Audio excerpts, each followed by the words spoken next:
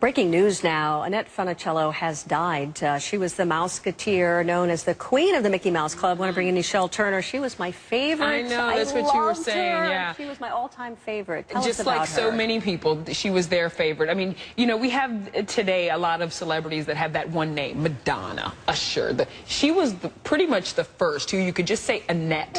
And everyone knew who you were talking about. Yeah, she did pass away. We just got an official word from Disney. She was 70 years old. They say she died from complications with multiple sclerosis. She had been diagnosed with it. In her later years, reportedly, she was pretty much bedridden, being fed through a tube. But 70 years old, and like you and so many others, you know, they just loved watching her. She was that all-American girl. And interestingly enough, you know, her name, Annette Funicello, she was Italian. And at first, the folks at Disney thought maybe she should change her name to something more Americanized. But then Walt Disney fought against it and said, absolutely not. She's so original, unlike anybody we've ever seen and had as a Mouseketeer, so we're going to keep it. So they did. She was 13 when she auditioned for him. How old, well, how long was she on Mickey Mouse? Because it seemed like she was the one who just carried it all the way through. Exactly. 3 seasons she was a Mouseketeer, and then Disney kept her under contract, and that's when they started making those movies, the ones we all remember with Frankie Avalon on the beach, the beach blanket bingo,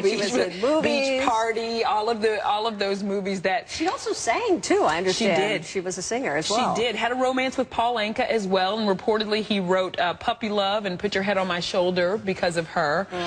So she was so beautiful, just extremely beautiful. You said she reminds you of your mother. Yes. Yeah. No, just a beautiful, very classic beauty, and like we said, she kind of kicked off that teen dreamboat stage that all the boys had a crush on her and all the girls wanted her to be their best friend. Yeah, you know? she was amazing. And later in life, what did she end up doing later in life? You know, she still kind of dabbled here and there in the industry, but you know, once she was stricken with MS and diagnosed, it became kind of her fight.